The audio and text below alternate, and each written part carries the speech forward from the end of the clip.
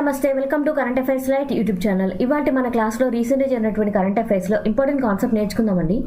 మీకు కనుక మా ఛానల్లో ఉన్నటువంటి వీడియోస్ అండ్ ఎక్స్ప్లెనేషన్ నచ్చినట్లయితే మా ఛానల్ లైక్ చేయండి, షేర్ చేయండి అండ్ సబ్స్క్రైబ్ చేయండి. Welcome to current affairs light YouTube channel.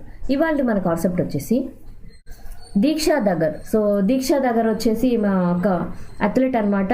But ఈ మా అథ్లెట్ ఏ విధంగా డెఫ్ అథ్లెట్ అనమాట. ఆమెకి వినికిడి శక్తి లేని వాళ్ళకి జరిగేటువంటి ఒలింపిక్స్ పరంగా ఈమె మన దేశం నుంచి పాల్గొన్నటువంటి ఈవెంట్స్ ఏవైతే ఉన్నాయో వాటన్నిటిలో కూడా ఈమె అద్భుతమైనటువంటి ప్రతిభ అనేది చూపించడం జరిగింది. అండ్ ఇక్కడ ఎటువంటివి ఆమె ఎక్కువగా పార్టిసిపేట్ చేసింది అంటే లెట్ అన్నాం. సో లెట్ అంటే ఏం లేదు, ఇక్కడ లేడీస్ పరంగా జరిగేటువంటి ఈవెంట్ ఏదైతే ఉందో టూర్, దానికి లెట్ అనేటువంటి పేరు ఇచ్చారు. లేడీస్ యూరోపియన్ టూర్ అనమాట. Ladies European tour. సో ఆడవారికి నిర్వహించినటువంటి ఒక ఈవెంట్. దానిలో గేమ్స్ కండక్ట్ చేసి వాళ్ళకి ప్రైజెస్ అనేది ఇవ్వడం జరిగింది. ఇది కూడా ఒలింపిక్స్కి ఒలింపిక్స్లో ఒక విభాగం లాంటిది అనమాట. 100 ఈవెంట్లు అనేవి కంప్లీట్ చేసుకొని దీక్షా సాగర్ గారు ఆ యొక్క లెట్లోకి అంటే లేడీస్ యూరోపియన్ టూర్లోకి ఆమె స్థానం అనేది పొందడం జరిగింది. సో దీని యొక్క ఇంపార్టెన్స్ చూద్దాం. సో దీక్షా సాగర్ ఎవరైతే ఉన్నారో మన దేశం తరపున గోల్ఫ్ ఆట అనేది ఆడుతున్నారనమాట. ఆమె 100 ఈవెంట్స్ అనేవి కంప్లీట్ చేసుకొని లేడీస్ యూరోపియన్ టూర్లో ఆమె యొక్క స్థానం అనేది తీసుకున్నారు. ఈ లేడీస్ యూరోపియన్ టూర్లో భాగంగా పొందినటువంటి టూర్లో ఈమె కూడా భాగం పొందారు కదా. ఆమెకు వచ్చినటువంటి ర్యాంక్ ఏంటంటే ప్రపంచం మొత్తం మీద కూడా 147వ ర్యాంక్ అనేది ఆమెకి ఇవ్వబడింది. అండ్ మన దేశంలో అయితే మన దేశం వరకే అయితే ఈమెకి 2nd పొజిషన్ అనేది రావడం జరిగిందనమాట. అండ్ మన దేశంలో first position ఎవరున్నారంటే Aditi Ashok garu first position రావడం జరిగింది. ప్రపంచం మొత్తంలో అదితి అశోక్ గారికి ఉన్నటువంటి పొజిషన్ ఎంతంటే 53వ స్థానం. బట్ దీక్షా దగ్గర్కి ఉన్నటువంటి స్థానం ఏంటంటే 147. బట్ మన భారతదేశంలో అదితి అశోక్ గారేమో first position and 2nd position వచ్చేసి దీక్షా దగ్గర్. వీళ్ళిద్దరూ అథ్లెట్లే, గోల్ఫ్ ప్లేయర్స్. అండ్ దీక్ష ఎవరైతే ఉన్నారో ఆమె గోల్డ్ మెడలిస్ట్ అనమాట. 2021 టైంలో డెఫ్ ఒలింపిక్స్కి జరిగినప్పుడు, ఆ యొక్క డెఫ్ ఒలింపిక్స్ అంటే ఏం లేదు, ఇక్కడ వినికిడి శక్తి లేనటువంటి వ్యక్తులకి జరిగేటువంటి ప్రత్యేక గేమ్స్ అనేవి డెఫ్ ఒలింపిక్స్గా విభాగం. అంటే ఒలింపిక్స్లోనే డెఫ్ ఒలింపిక్స్ కూడా ఒక విభాగం అనమాట. వినికిడి శక్తి సరిగ్గా లేని వారికి వాళ్ళు విడిగా కేటగిరైజ్ చేస్తూ గేమ్స్ను నిర్వహిస్తారు. ఆ 2021 టైంలో జరిగినటువంటి డెఫ్ ఒలింపిక్స్ ఏదైతే ఉందో ఆ టైంలో దీక్షా దగ్గరికి గోల్డ్ మెడల్ అనేది సాధించడం జరిగింది. అండ్ దాంతోపాటు ఆమెకి అర్జున అవార్డు అనేది ఇవ్వడం జరిగింది. 2023 టైంలో అర్జున అవార్డు కూడా ఆమె సొంతం చేసుకున్నారు.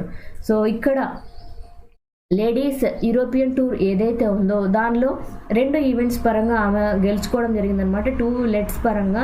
అంటే ఈ యొక్క యూరోపియన్ టూర్ ఏదైతే ఉందో అది కూడా ఒక గేమింగ్స్ అనమాట. అవి కూడా గేమ్స్ పెట్టేటువంటి ఒక టోర్నమెంట్ లాంటిది అనమాట.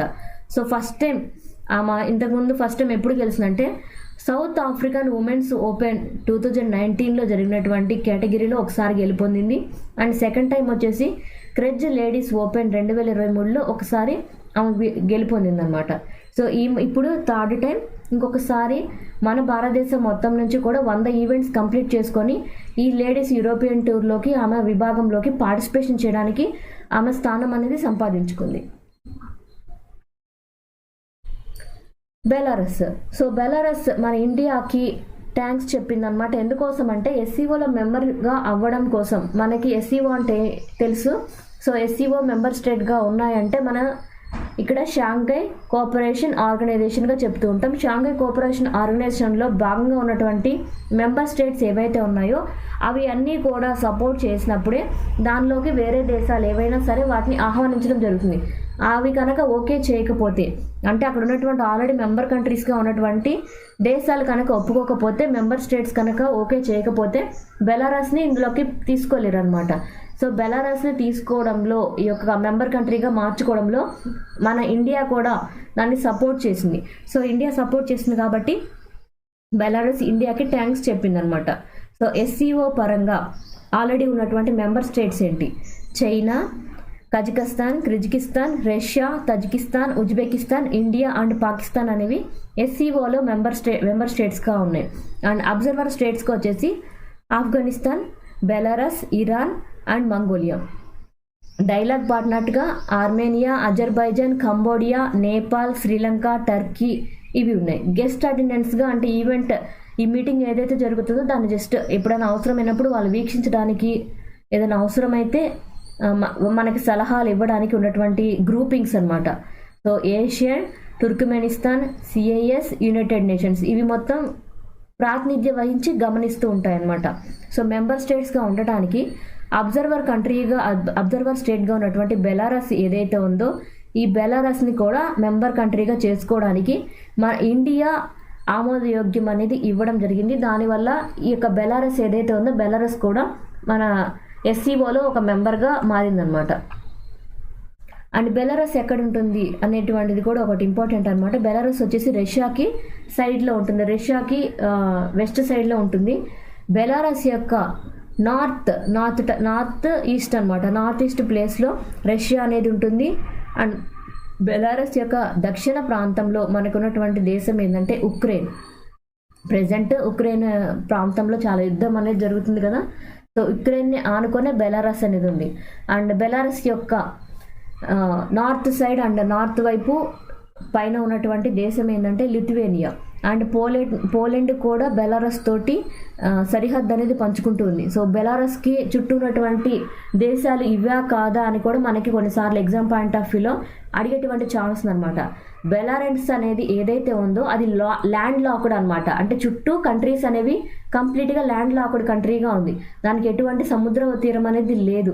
ఇక్కడ చుట్టూ ఉన్నటువంటి దేశాలు ఏది బెలారస్కి అంటే Russia first, Ukraine, Poland and fourth Lithuania. ఇవి మొత్తం జ్ఞాపకం ఉంచుకోవాలి. ఇవన్నీ కూడా బెలారస్ని ల్యాండ్ లాక్డ్ కంట్రీగా అంటే చుట్టూ భూమితోటి నింపి ఉన్నటువంటి దేశంగా బెలారస్ అనేది ఉంది. సో రిపబ్లిక్ ఆఫ్ బెలారస్ అంటాం, బెలారస్నే రిపబ్లిక్ ఆఫ్ బెలారస్గా పిలుస్తుంటారు. ఇది ఒక ల్యాండ్ లాక్డ్ కంట్రీ అనమాట. అంటే చుట్టూ భూభాగంతో చుట్టూ వేరే దేశాలతోటి నింపబడి ఉంటుంది, ఎటువంటి సముద్ర తీరం అనేది ఈ దేశానికి లేదు. ఇది ఈస్టర్న్ యూరోప్లో ఉన్నటువంటి ఒక దేశం అనమాట.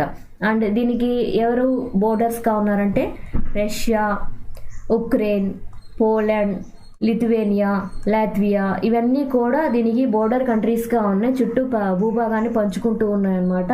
దానికి ఆనుకొని ఉన్నటువంటి దేశాలు. క్యాపిటల్ వచ్చేసి మినిస్క్ అనమాట. దీనికి ప్రెసెంట్ బెలారస్కి ఎవరు ప్రెసిడెంట్గా ఉన్నారంటే అలెగ్జాండర్ లుకాషెంకో గారు ఈ యొక్క బెలారస్కి ప్రెసిడెంట్గా ఉన్నారు. అండ్ బెలారస్కి కరెన్సీ ఏది ఉంది, బెలారషియన్ రూబుల్ అంటాం. రూబుల్ అది కూడా బెలారషియన్ రూబుల్గా పిలుస్తుంటాం. ఒక్కొక్క కంట్రీ యొక్క కరెన్సీ కూడా మనకి ఇంపార్టెంట్. ఇప్పుడు ఇక్కడ బెలారస్ అన్నప్పుడు బెలారషియన్ రూబుల్గా మనం గుర్తుపెట్టుకోవాలి. అండ్ ఇక్కడ షాంఘై కోఆపరేషన్ ఆర్గనైజేషన్ ఏదైతే ఉందో ఆర్గనైజేషన్ పరంగా యూరోపియన్ దేశాలు ఉన్నాయి, ఏషియన్ కంట్రీలో ఉన్నటువంటి దేశాలు ఉన్నాయి. ఏవైతే ఈ షాంఘై కోఆపరేషన్ ఆర్గనైజేషన్లో ఉన్నాయో వాటన్నిటిలో political wise, economic wise and international security పరంగా, డిఫెన్స్ పరంగా ఉన్నటువంటి అన్ని అంశాలను కూడా షేర్ చేసుకొని అన్నిటినీ కూడా వాళ్ళ టెక్నాలజీ పరంగా షేర్ చేసుకుంటారు, నాలెడ్జ్ పరంగా షేర్ చేసుకుంటారు. అండ్ ఏదైనా ప్రత్యేకమైన పరిస్థితుల్లో ఒక దేశం నుంచి ఒక దేశానికి ఆర్థిక సహాయాలు అనేవి కూడా అందించుకుంటారు అనమాట. సో ఎస్సీఓలో భారతదేశం అనేది మెంబర్గా ఉంది. సో ప్రజెంట్ ఏ దేశాన్ని దీనిలో మెంబర్ కంట్రీగా తీసుకొని వచ్చారు అంటే బెలారస్.